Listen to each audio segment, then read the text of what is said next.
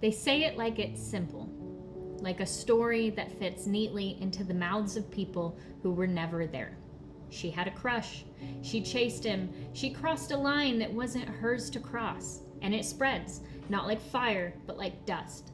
Quiet, settling, coating everything until even the truth starts to look unfamiliar.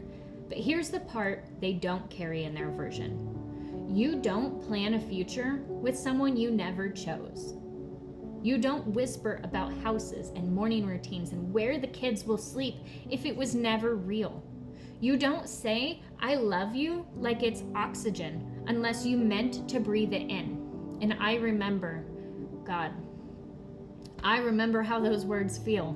Not rumors, not damage control, not something rewritten to save a reputation standing on shaking ground, alive.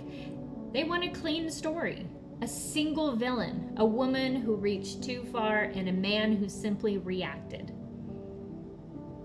But truth is rarely that play. Truth is two people standing too close to something they both lit years ago. Truth is conversations that stretched past midnight, futures spoken out loud like they were already on their way. Truth is not going to shrink just because it becomes inconvenient. And I will not drag your name through the streets to make mine stand taller.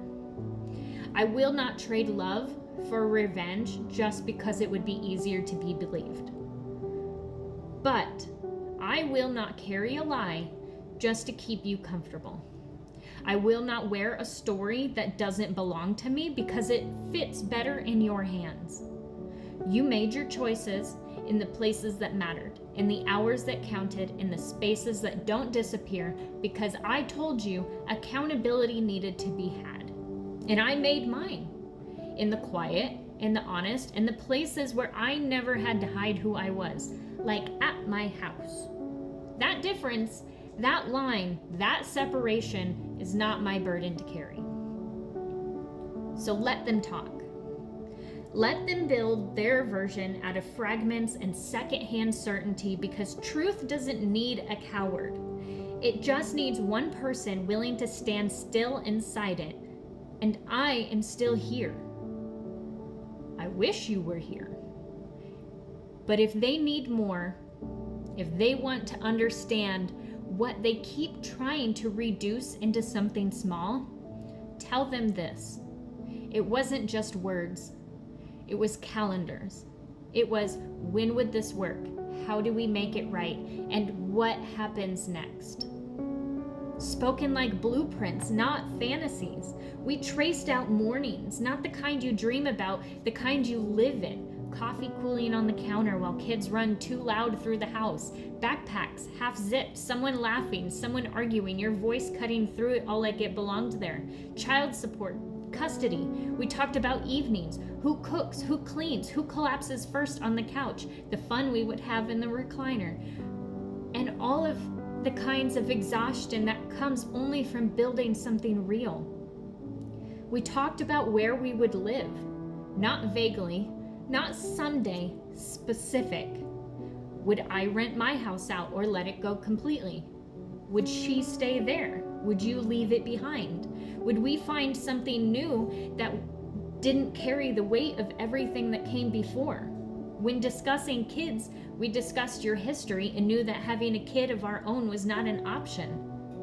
We talked about distance.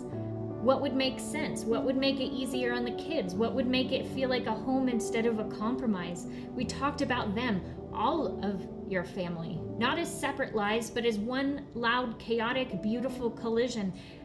How they'd fight, how they'd team up, who would get along first, who would need time. We even laughed about it, like we could already hear it, like it was already happening somewhere just out of reach. We talked about trips, not as escape, but as memory, where we'd take them, what kind of parents we'd be when the world wasn't watching, what it would look like to choose each other out loud. And you said it, not once, not carefully, not like something you could take back later, but clearly, this is the future I want. And when I would ask what you see yourself doing in the next few months, you would say, you already know. Not maybe, not if, not someday in another life. This one, You just didn't know how to get there from where you stood. And I understand that. I stood in that space with you, in the in-between, in the uncomfortable, in the part where truth starts asking for action. We built that conversation you had with her together. Do you remember? A week of shaping it. Every word, every possible reaction, every scenario that could have happened, every outcome we could prepare for, so that when it was spoken, it would be honest and it would be kind. We didn't rush it. We didn't stumble into it. We planned it because it mattered, because she mattered, because truth mattered. And maybe that's the part no one wants to sit with. That this wasn't careless. This wasn't some reckless moment that spiraled out of control. This was two people trying to do something difficult the right way, until the moment came and the weight of it was heavier than expected, until truth stopped being a plan and became something that had to be carried. And somewhere in that moment, you shifted. Not in what was real, but in what you could withstand in that moment. But reality doesn't dissolve just because it becomes inconvenient. You say you love me. You tell me you fell in love with me. Madly, deeply, passionately is what you said. Not quietly, not accidentally, not like something that just slipped out. You said it after everything had already taken root, after it had already become something you could no longer pretend was small.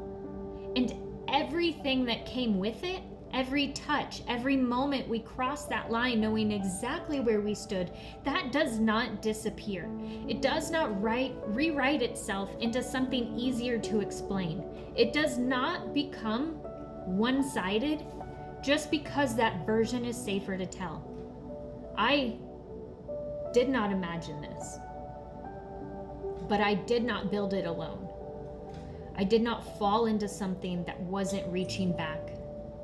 I did not publicly announce anything first. I answered what was given.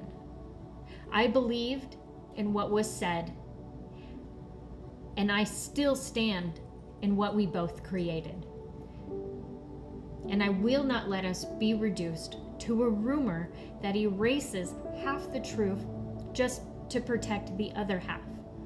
Because truth and love, real love, doesn't vanish when things get hard. It just shows you who's willing to stand in it with you when it does.